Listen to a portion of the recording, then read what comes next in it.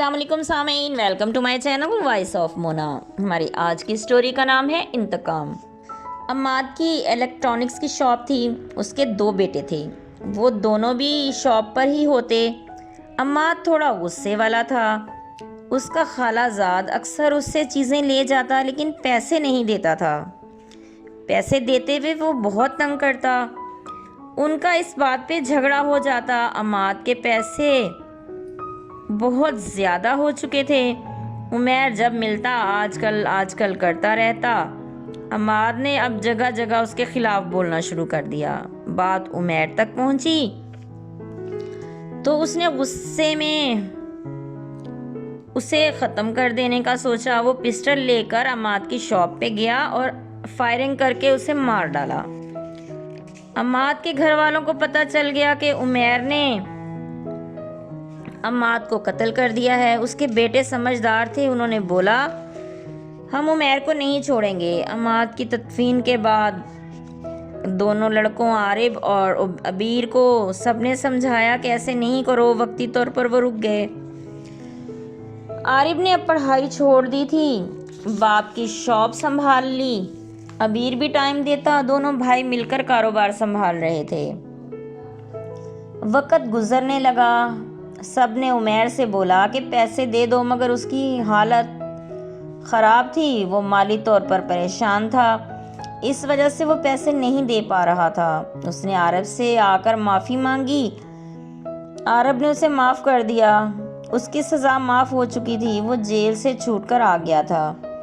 आरिब और अबीर ने उमैर को माफ़ नहीं किया था। वो उससे बदला लेना चाहते थे, वो भी अपने हाथों से।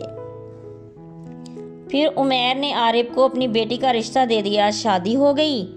आरिब के दिल में नफ़रत भी उन सब के लिए नफ़रत थी। उसने शादी तो कर ली थी, आलिया से उसने बात तक नहीं की। आलिया ने उससे बात करनी चाहिए तो उसने नज़रअंदाज कर दिया। उसके इसरार पर उसने कहा तुम मेरे बाप के कातिल की बेटी हो, मुझे नफ़रत है तुमसे। आलिया ने कहा मेरा क्या कसूर है? तुम्हारा कसूर ये है कि तुम उमैर की बेटी हो जिसने मेरे बाप को बेदर्दी से कत्ल कर दिया और हमारा 3-4 लाख भी दबा कर बैठा है। जाओ अपने बाप से कहो मेरे पैसे दे। आलिया उसी वक्त अपने घर चली गई। शाम को उमैर आ गया। उसने शोर मचाना शुरू कर दिया। आरिब ने पुलिस को बुलाकर उसे दोबारा अरेस्ट करवा दिया। उसने FIR कटवा दी कि मुझे कत्ल करने आया था मेरे घर, पहले मेरे बाप को कत्ल किया। उमैर मुसीबत में फंस चुका था। आलिया रूठ कर मैके जा चुकी थी। आरब ने उसे वहीं तलाक भिजवा दी। अबीर ने मना किया था कि दफ़ा करो, लेकिन आरब ने कहा मैं उससे बर्दाश्त नहीं कर सकता। फिर सब चुप कर गए। जेल में आरब ने पैसे देकर उमैर को जेल पुलिस वालों के हाथों तंग करवाना शुरू कर दिया।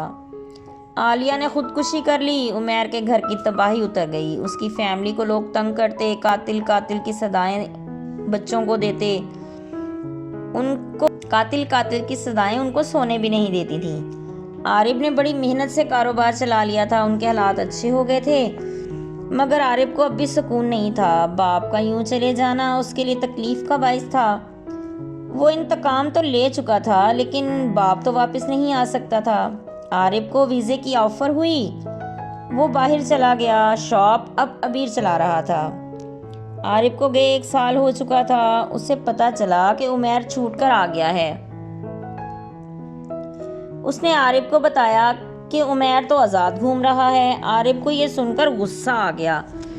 उसने भाई से कहा तुम काम पर ध्यान दो, मैं कर लूँगा सब सही। अबीर को आरिब ने बोला तुम एक गार्ड रख लो शॉप पर। उसने रख लिया। आरिब पुरसुकून नहीं था। उसे डर था कि कहीं उमैर आलिया का बदला लेने के लिए अबीर को नुकसान ना पहुंचा दे। इधर उमैर भी ताक में था, उसे मौका मिले वो अबीर को मारे। वो अक्सर वहां से गुजरता, बाहर गार्ड खड़ा होता और कैमरे भी लग चुके थे। आरिब ने अबीर को कहा कि तुम अपना हिफाजती पर्चा करवा लो। उसने भाई के कहने पर हिफाजती पर्चा करवा लिया। عمیر کو بھی پتہ چل گیا تھا، اس نے کسی کے ہاتھ پیغام بھجوایا، جو مرضی کر لو میں تمہیں نہیں چھوڑوں گا۔ عارب کی ماں نے سارے خاندان کو اکٹھا کیا اور بولی کہ عمیر کو سمجھاؤ، ایسے حالات خراب ہوں گے۔ سب عمیر کی طرف گئے، اس نے کسی کی نہیں سنی اور جھگڑا کر کے نکال دیا۔ سب نے اس کے ساتھ تعلق ختم کر دیا۔ اب نہ کوئی آتا نہ جاتا، نہ ہی عمیر کو خوشی غمی میں شامل کرتے۔ عمیر کافی لوگوں کو اپنا دشمن بنا چکا تھا، وہ قرض میں بری طرح پھنس چکا تھا۔ اس نے اب منشیات فروشی کا کام شروع کر دیا تھا۔ اسے جیل سے بھی شاید ان منشیات فروشوں نے نکالا تھا۔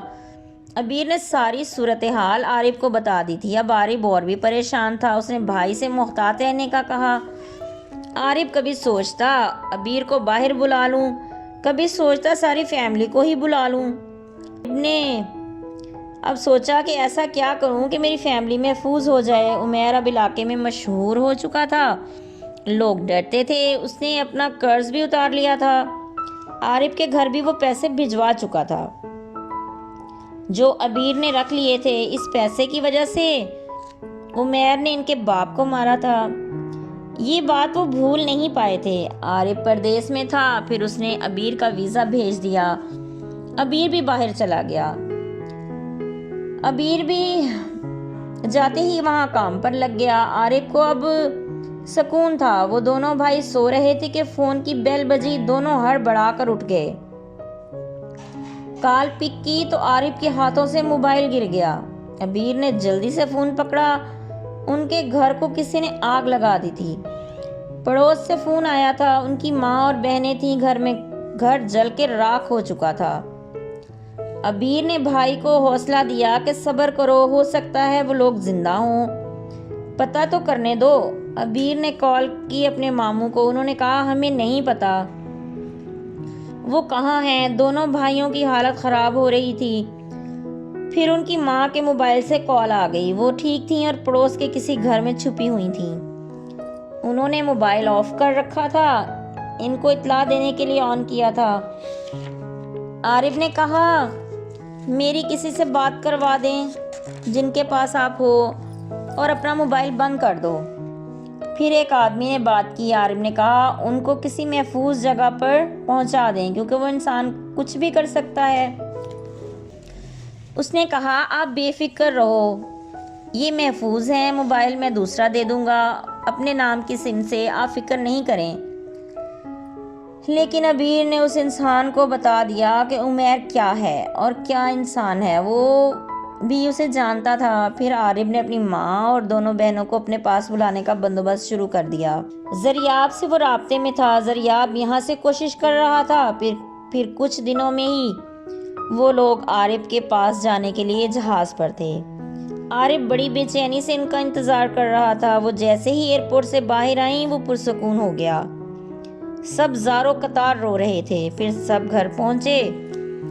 بڑی دیر کے بعد سب نے اکٹھے کھانا کھایا۔ عارف نے دکان اور گھر جو جل گیا تھا زریاب کو بولا کہ بیچ دے۔